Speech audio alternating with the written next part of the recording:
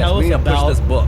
This book is important. Okay, tell us about your favorite story you've ever come across. Okay, so I'll tell you this one story, and this is a story that has to deal with hijab. Are you guys ready for this? Sure. Because this is gonna make you feel some type of way. Okay. I'm good. So in 1955, in Syria, there was a family of 5, a mother and a father and 3 daughters, who decided to flee the country, flee Syria, and head to America. Now, the father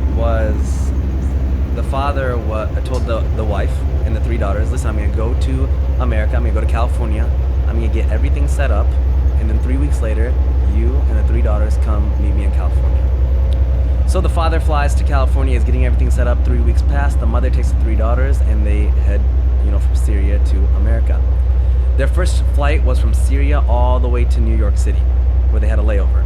Now, when they landed in New York City, the customs said, hey, you guys are here new to America. You need to take all your hijabs off for the green card photo so that you guys can, stay in America.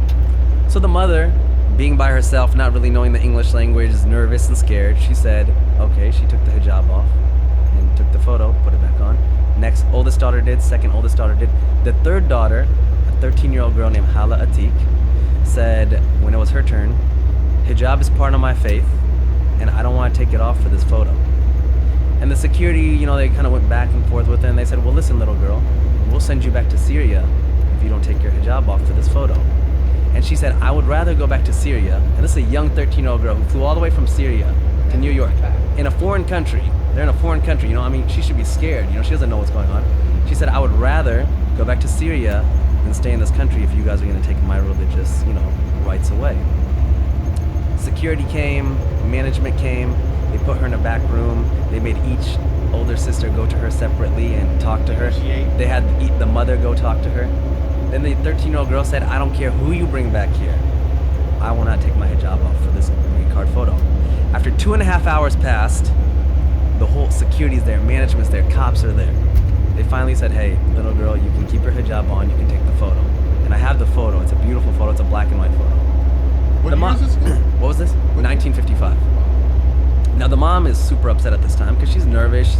She's missing her husband. Syria to New York is not an easy flight, and she's like, "You're so stubborn. Why don't you just listen to me?" So they grab their suitcases, and she's like pissed off at her daughter, and they run to their next gate. They miss their flight. So now this family who spent all their money, they're like Syrian refugees. They're now like even more scared and even more worried. And the mom's like, "Now what do we do?" They go to United Airlines. They talk to them. They negotiate. They're like, well, we can't do anything. You guys are making it difficult. Finally, they mutually agree that we'll put you on the next flight to California. They get on the next flight. While they're flying to California, the mom is yelling at this 13-year-old girl like the entire time. Like, you're so stubborn. I miss my husband. I'm tired. They land in California, and their husband's, the father's there, and he's in tears and he's crying. And he's like, you're alive, you're alive. And they're like, why wouldn't we be alive?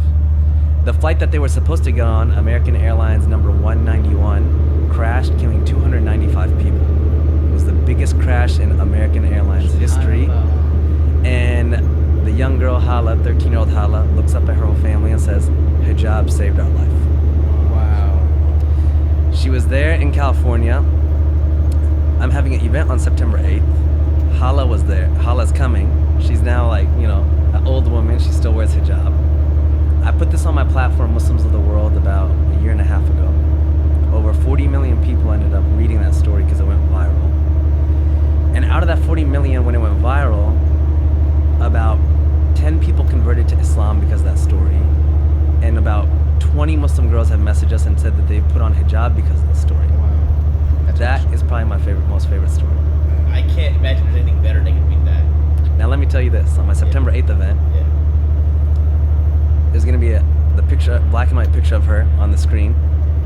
I'm gonna tell Hala Atiq to stand up. I'm gonna tell her